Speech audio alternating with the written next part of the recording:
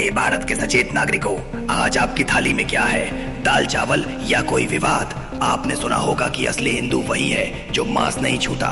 Social media पर नफरत की एक नई लहर है जो खान पान को धर्म की कसौटी बना रही है। लेकिन क्या आपने कभी सोचा है कि ये सच है या सिर्फ एक राजनीतिक प्रोपेगेंडा? आज अपरिचित उन पन्नों को पलटेगा जिन्हें इतिहास की किताबों से गायब कर दिया गया है।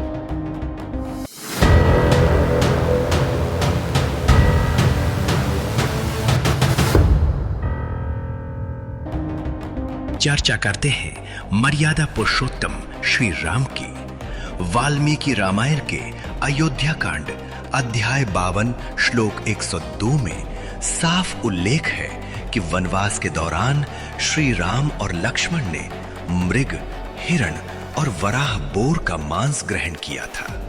स्वामी विवेकानंद ने अपनी पुस्तक the East and the West में साफ लिखा है कि प्राचीन भारत में ब्राह्मण और क्षत्रिय मांस और मदिरा का सेवन करते थे।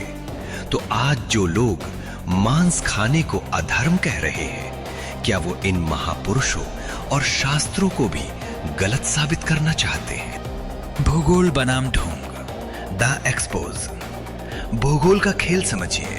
बंगाल के ब्राह्मण मछली को समुद्र पुष्प कहते हैं और केरल के हिंदू बीफ को सामान्य भोजन मानते हैं। ओडिशा के विमला मंदिर से लेकर असम के कामाख्या और दक्षिण के मुनियांडी स्वामी मंदिर तक देवी देवताओं को मांस का भोग लगता है। तो फिर ये शुद्ध शाकाहारी होने का टैग कहां से आया? ये शुरू हुआ 5वीं सदी ईसा पूर्व में, जब जैन और बौद्ध धर्म का प्रभाव बढ़ा। ब्राह्मणों और व्यापारियों ने अपनी नैतिक श्रेष्ठता दिखाने के लिए मांस छोड़ दिया। शाकाहारी होना धर्म नहीं बल्कि एक इकोनॉमिक प्रिविलेज यानी अमीरी और ऊंच नीच का औजार बन गया। जो गरीब था, जो शिकारी था, उसे अशुद्ध करार दे दिया गया। अब देखिए असली खेल। उत्तर भारत में मांस के नाम पर लिंचिंग होती है, प्रोपेगेंडा फिल्में बनाई जाती हैं और नफरत बोई जाती है। लेकिन वही पार्टियां जब नॉर्थ ईस्ट या केरल जाती है तो वहां बीफ उनके लिए पर्सनल चॉइस बन जाता है। त्रिपुरा में 83% हिंदू होने के बावजूद वहां चुनावी घोषणा पत्र में गाय का जिक्र तक नहीं होता। क्यों? क्योंकि वहां वोट चाहिए, धर्म नहीं। यह है इन सत्ताधारियों का दोगलापन।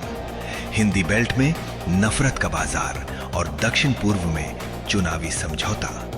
The strong conclusion. सुनिए, मैं शाकाहारी होने के खिलाफ नहीं हूं। अगर आप पर्यावरण के लिए, अपनी सेहत के लिए या करुणा के भाव से मांस छोड़ते हैं तो वो सराहनीय है। लेकिन अगर आप शाकाहार का इस्तेमाल दूसरों को नीचा दिखाने, नफरत फैलाने या समाज में जातिगत दीवारें खड़ी करने के लिए कर रहे हैं तो आप धर्म नहीं अधर्म कर रहे हैं। हमारा देश विविधताओं का देश है। यहाँ अघोरी भी हैं और शाकाहारी भी। यहाँ मछली का भोग लगाने वाले मंदिर भी हैं और गंगा जल पीने वाले संत भी। असली अपरिचित वही है जो भीड़ की भेड़ चाल में नहीं फंसता, बल्कि सत्ता के फैलाए हुए झूठ की आंखों में आंखें डालकर सवाल पूछता है।